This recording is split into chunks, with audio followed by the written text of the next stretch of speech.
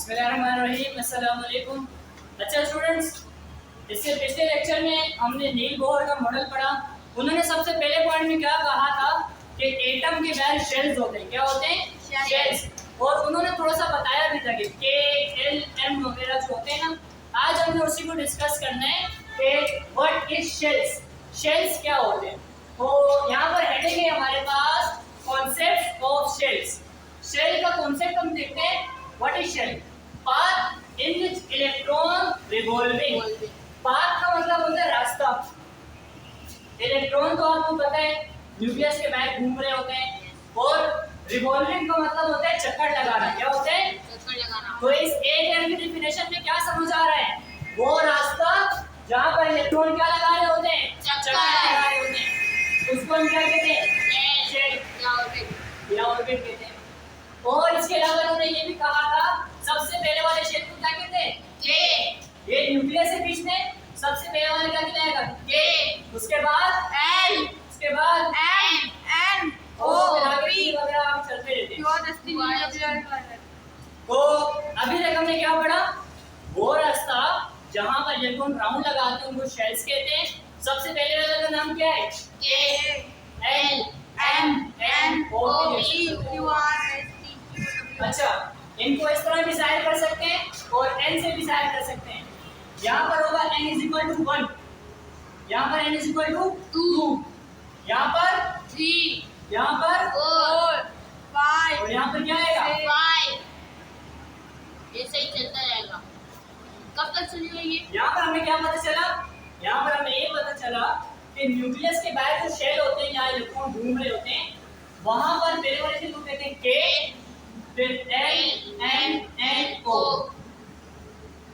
और जो पहला वाला है वहां होता है 1, 2, 3, 4, 5। ये हो गया। अच्छा, एक और चीज बता दूं, पहला वाला शेल है ना, जिसके पास एनर्जी होगी कम। एनर्जी क्या होगी? कम। पहले वाले शेल में एनर्जी क्या होगी? कम। उसके ऊपर वाले में इससे ज्यादा, उसके ऊपर वाले में इससे ज्यादा, उसके ऊपर वाले में इससे ज्यादा। जैसे जैसे शेल्स के ऊपर जाते जाओगे एनर्जी क्या होती जाएगी? बढ़ती जाएगी, ज्यादा होती जाएगी। तो यहाँ पर हमारे पास शेल का कॉन्सेप्ट आ जाता है। तो यहाँ देखो, पहला शेल उस पे एनर्जी कम, ऊपर वाले में उससे ज्यादा, उससे ऊपर वाले में उससे ज्यादा। तो इस तरह ऊपर बढ़ते जाओगे एनर्जी बढ़ती जाएगी। ये तो हो गए शेल्स के बारे में। अच्छा, यहाँ एक और चीज बता दूं, तो शेल्स है ना, शेल्स इनके अंदर इलेक्ट्रॉन तो घूम रहे होते हैं, लेकिन ऐसा नहीं होता कि शेल के ऊपर ऊपर इलेक्ट्रॉन घूमते रहते हैं। इस तरह नहीं होता। शेल्स के अंदर एक और चीज होती है जिसको हम कहते हैं सब शेल। क्या कहते हैं? सब शेल। शेल के अंदर एक और चीज होती है जिसको हम क्या कहते हैं? सब शेल। सब शेल के अंदर इलेक्ट्रॉन होता है। अभी हम क्या कह रहे थे? शेल होता है, उसके अंदर इलेक्ट्रॉन होता है, लेकिन हमें पता है शेल के अंदर एक और चीज होती है जिसको क्या कहते हैं? सब शेल। उसके अंदर इलेक्ट्रॉन घूम रहे होते हैं। अच्छा, यहाँ पर देखो, अब हम क्या पढ़ेंगे? सब शेल के बारे में। हमारे पास जो पहला वाला शेल है उसको क्या कहते हैं? के।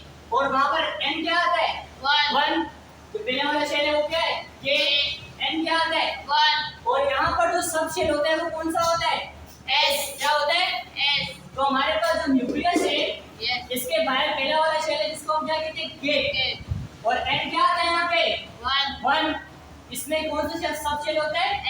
s होता है।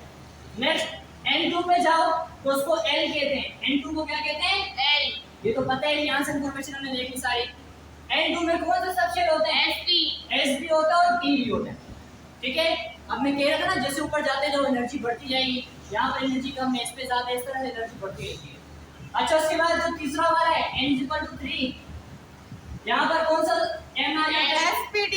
और यहाँ पर S भी आता है, P भी आता है, D भी आता है। ठीक है। और नेक्स्ट हमारे पास है n=4। इसको क्या कहते हैं? n। यहाँ पर SPDF F भी आ जाता है। ठीक है, तो अब अपने माइंड में आपने क्या रखना है?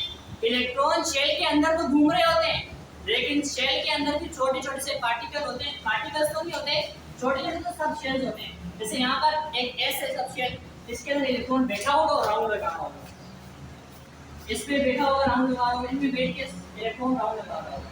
तो यहाँ पर हमने क्या पढ़ा? सब शेल क्या होते हैं? कि हमारे पास जो शेल है ना, शेल, उनके अंदर भी सब शेल होते हैं, जो K उसमें S होता है, L में SP होता है, SPD और SPD आ जाता है। नेक्स्ट लेक्चर में हम क्या देखेंगे कि S के अंदर कितने इलेक्ट्रॉन आते हैं, B के अंदर कितने इलेक्ट्रॉन आते हैं, D के अंदर कितने इलेक्ट्रॉन आते हैं और F के अंदर कितने इलेक्ट्रॉन आते हैं। तो यहाँ पर देखो स्टूडेंट्स, आज हमने क्या पढ़ा, सबसे पहले हमने पढ़ा शेल्स। शेल्स वो रास्ते होते हैं जहां पर इलेक्ट्रॉन रिवॉल्व कर रहा होता है। सबसे पहले वाले को K N M N और N = 1 पहला वाला होता है, 2 दूसरा वाला, 3 तीसरा वाला, इस तरह एक बढ़ता रहता है। इसके अलावा सबसे पहले वाले शेल के पास एनर्जी कम होती है और दूसरे वाले के पास ज्यादा, आगे ज्यादा बढ़ती रहती है। अब इलेक्ट्रॉन जो राउंड लगा रहे होते हैं वो सब शेल के अंदर होते हैं। सब शेल क्या होते हैं, जो शेल होते हैं इसके अंदर एक और चीज होती है जिसको हम कहते हैं सब शेल। अच्छा, जो पहला वाला K है उसमें S होता है, दूसरे वाले में S और P होता है, तीसरे वाले में SPD होता है और चौथे वाले में SPDF होता है। इनको हम कहते हैं सब शेल।